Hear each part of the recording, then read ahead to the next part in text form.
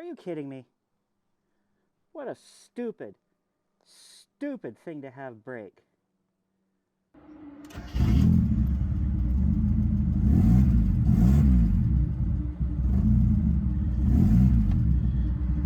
Welcome to Dirt, Sweat, and Gears, your one small step for man and one very long walk because your car is broken.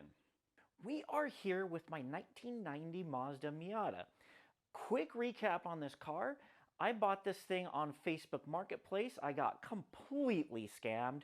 Everything was wrong with it. So I spent about a year rebuilding it and bringing it back to life for my wife to drive on her 100-mile daily commute. It wasn't without its hiccups. We did have a problem with the ignition system, which was very hard to diagnose, but at the end of the day could have been free had I not spent $1,000 throwing parts at it. But after that, it has really just been a total warrior on the road, getting her from point A to point B. Great appliance car, except we had a little bit of a problem this week. There's actually two problems that manifested over this amount of time. First problem being that, as you saw in the intro, the exhaust kind of decided to yeet itself from the car. The other problem is that the horn is broken, and I believe that to be a clock spring. So today we're going to do a few things. Now, because this car was being used as daily transportation, I really couldn't afford to order a nice high quality exhaust and wait for it to arrive and then install it for you guys. I had to come up with a quick fix. I went to a local muffler shop, and well, we're going to see how it sounds at the end of this video. And before we get into that, we're going to do some maintenance items. We're going to do our first regular interval oil change. It has been about 3,000 miles since our last oil change. So we're going to go take care of that. We're going to take a look at the condition of the oil after that 3,000 miles. I'm, again, really curious about the sparkles in the oil. If there's anything really that I should know about, this is the time to find out. And then we're going to fix this horn. First thing I'm going to do is replace the clock spring.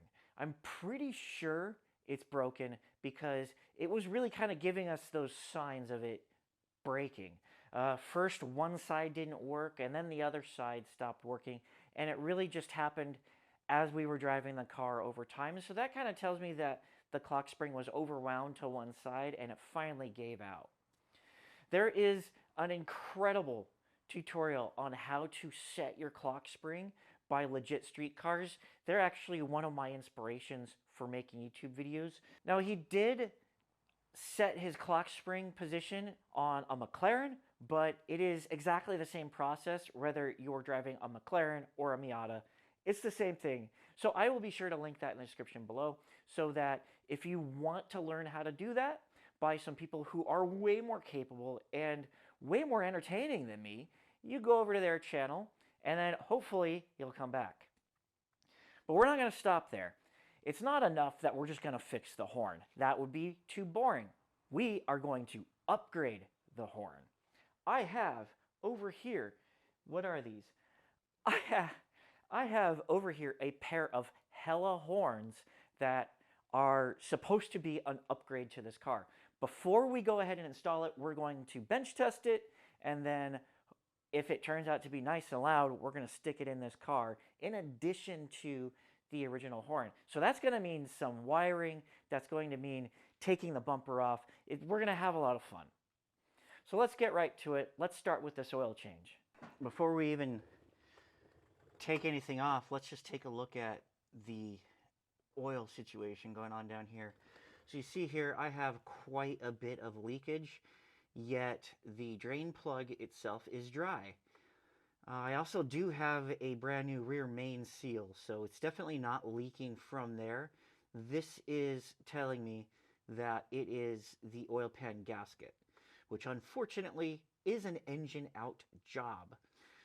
So as you can see here, it is leaking all the way down the transmission, and I imagine it is worse as you're driving down the road because the oil is under pressure and you just kind of slowly leaking as you drive. And that's why over the course of this 3,000 miles, I've had to put in about roughly a quart and a half-ish. I just have to keep an eye on the oil level. It did get low at one point and the valve started tapping, and I really want to avoid that because that's like dangerously low. But if I can just keep an eye on the oil levels until I have an opportunity to rebuild this engine for the second time, we're going to live with this. Kind of sucks, but that's the world we live in. Well, this could be worse. There is a fair amount of garbage from other jobs in here, so I didn't really clean it up all that well before dumping out the filter. But you could see in the still flowing river, there's a little bit of speckling. So I'm really not going to worry about it. I am going to keep up on maintenance, and I don't see this getting too much worse. I don't think it's going to ruin the car anytime soon. But again, I do want to make this a nice car. I do want to keep this a nice car. You see at the tie rod ends, I have hit them with the wire wheel because there was a little bit of rust buildup. I'm going to go ahead and spray some paint on there now and then move on to the inside of the car and we'll take care of the horn. All right, I'm actually going to show you how to do this on this car because it is really cool. It's really easy too. So I've got these little arrows here.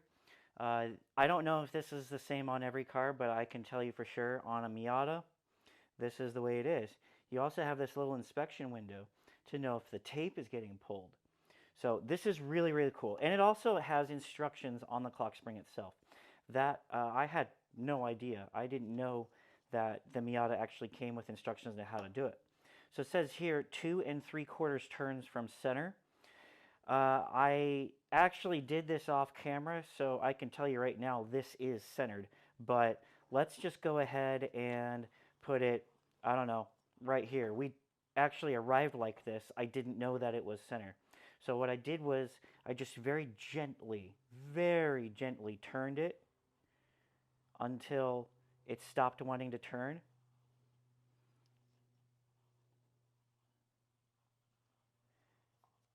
You see here, it's going to start giving me resistance right here. So it doesn't want to turn anymore. You could force it, but then you'll break the tape. This is the point where you want to start counting back. So it did say right here, 2 3/4 turns. You see, it is a 3/4 turn from the arrow. So this is really cool. So we can go back, and that's our 3/4. And then 1 and 2. And just to be sure, we can keep turning this 2 3/4 turns to see if we're actually centered. 1, 2,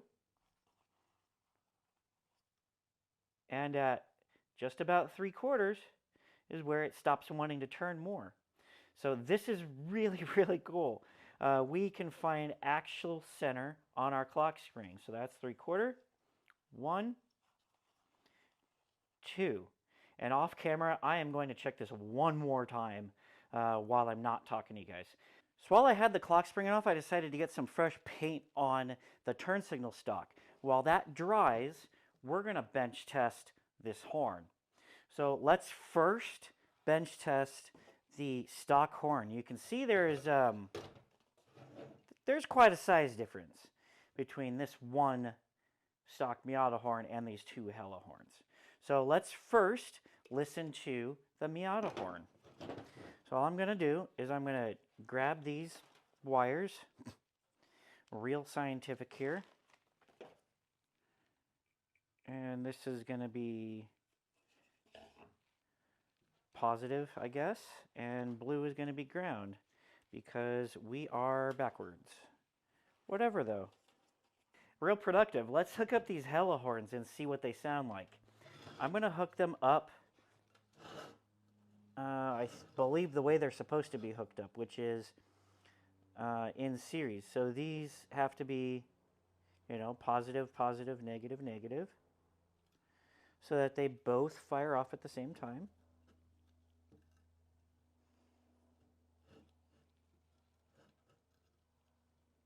Of course, I have to have the leads themselves hooked in.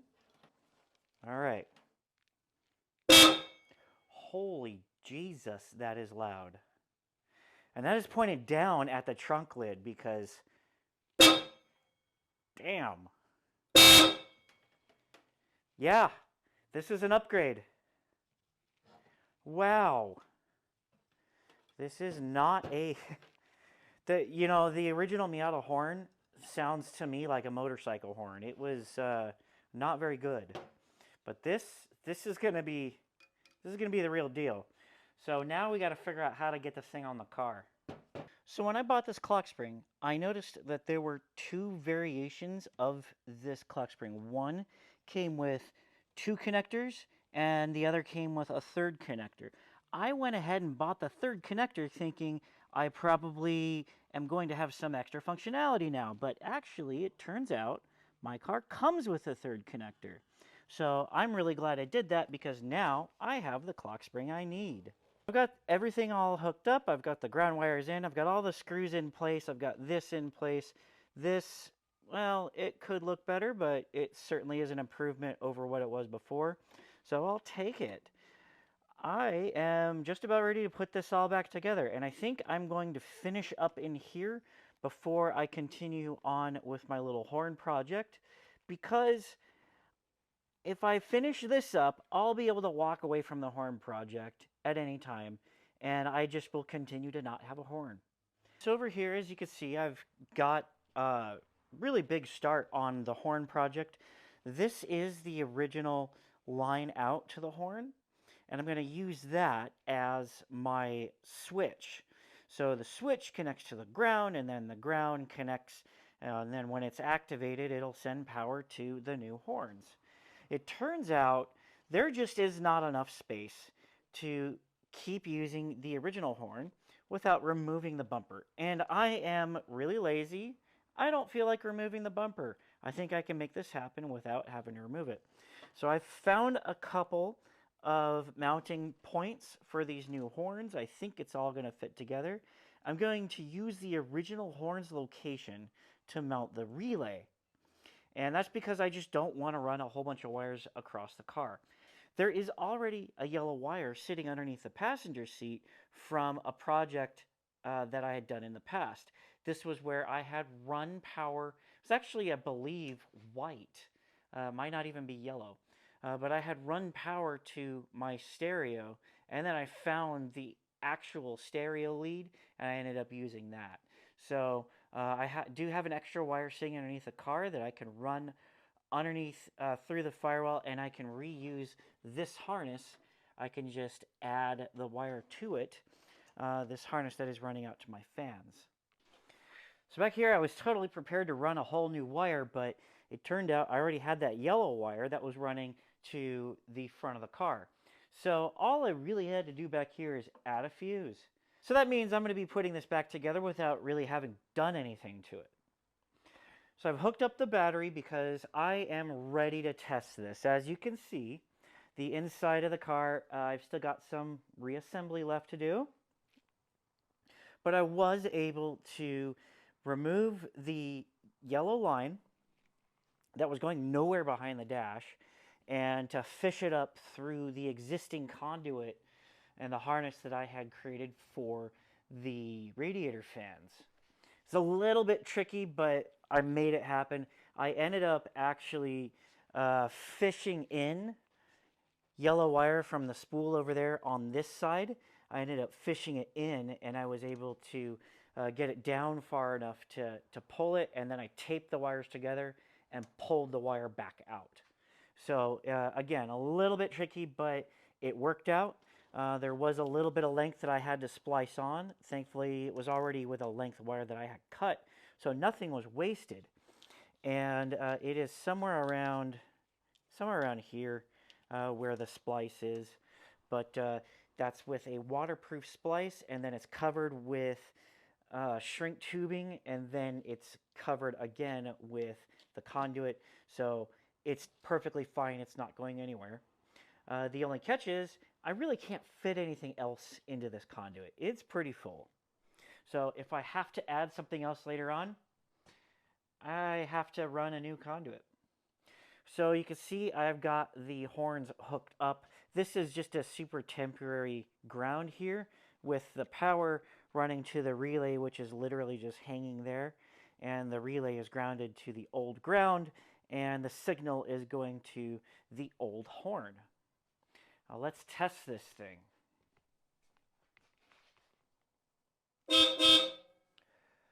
That's quite loud. That is a significant improvement over the original horn. That is, and the tone is going to be so much easier to reach people on the road. So this, I think, is a huge, huge, huge safety upgrade, and I'm so glad I did it. Let's get this all finished up.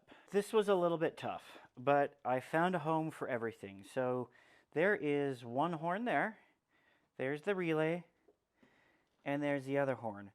Again, I didn't want to take off the bumper, so that made it like 50,000 times more difficult than I had to make it.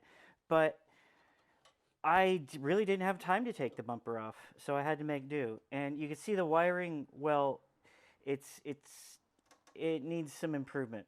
But next time I take the bumper off, which I will someday, next time I take the bumper off, I can improve that. For now, everything is waterproof, and that's the most important thing, including the relay. That is a waterproof relay, so nothing is going to hurt this. It's going to be perfectly fine, and it's fused at the back on currently a 10 amp fuse. I don't think I need to upgrade it, but if I do, I will. I just wanted these horns to have their own dedicated power source, and I managed to make that happen. I still have to clean this up a little bit. I just have to zip tie things in the right places. I have to put the plastic splash guard back on, and I have to put together the front of the car, or the interior. So we're going to do one last test. If this test is successful, we got to finish this up because it is getting late. It was a bit of a long day, but I made it happen. It's all back together. Trunk is back together. The horn now works. The right side still... Oh, it does work! I thought it wasn't going to work because I had pressed it. I guess you have to press it just right. But yeah, both sides work. That's a surprise to me. And everything here is... It could be better, but I'll come back to it when I have more energy and more time. Down here, I got a really nice bonus of being able to clean up these tie rods. They actually look really good now. I mean, I didn't paint the nut, obviously, but the tie rod looks really good. It looks new like the rest of the suspension, so which I guess is good because it is new. And I got to clean up some of the remnants of rats taking residence on the valve cover. That was pretty disgusting. So now let's get this thing on the ground and start it up.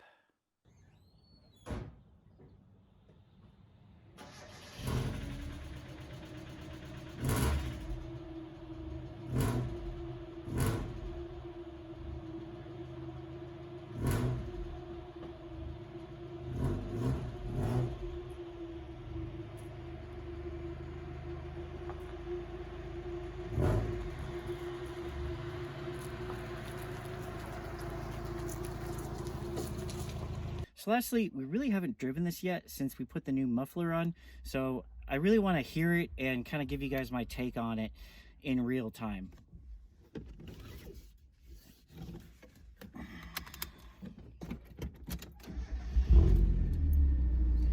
So it actually sounds a little bit better out here. It sounded awful in the garage because the noise reverberated off of the garage and it really sounded tinny and raspy.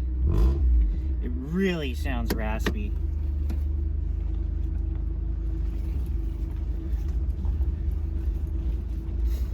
Maybe it'll get better as the car warms up. We'll see. Good news is we do have oil pressure. Everything looks normal. So our oil change was successful.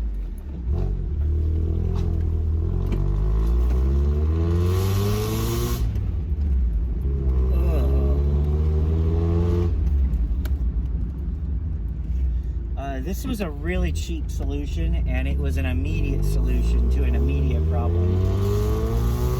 Oh, this is embarrassing. This exhaust is embarrassing. And if you're really light on the throttle, it's not so bad. I mean, it just sounds like a normal car. So that's kind of good. My wife didn't really complain about it. She said it was fine. And for her, it is. Because she's not a lead foot like I am. But when you want to open it up, it is just... Oh, it's... Even just a little bit. Just a little bit of throttle. I mean, the car's still cold, so I don't want to rev it up. And even just a little bit of throttle, it sounds like you're just rattling coins in a can or something. I think the reason is, I don't know if we got to look under the car or not, but I'm fairly certain the reason is because there is no resonator. It's just the catalytic converter, the pipe, straight into a muffler, and that's it. Whereas my Prelude, you have an exhaust collector resonator kind of in the middle of the car behind the catback, and it just sounds amazing. It sounds really nice and deep. It sounds controlled and really sounds mature, in my opinion, whereas this just sounds like a 17-year-old kid owns this car. And there's a lot of people looking at me like, what is this clown doing driving this car with a fart can on it, talking to his phone? Oh. Oh. Oh.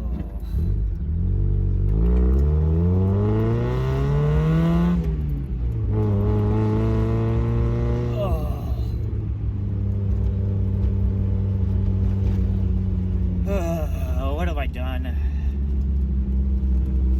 It's actually really tolerable if you're light on the throttle, but you really gotta drive this car like an appliance, which is what my wife does. Like here right now, I'm going really light on the throttle, just going super chill. And then I'm going to turn at this light here and give it the beans, and it's just gonna sound like it's got some beans, that's for sure. Here we go.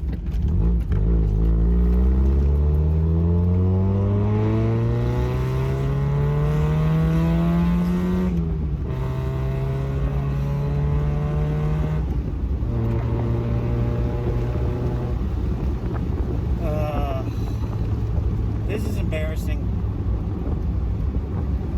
This is embarrassing. I'm embarrassed.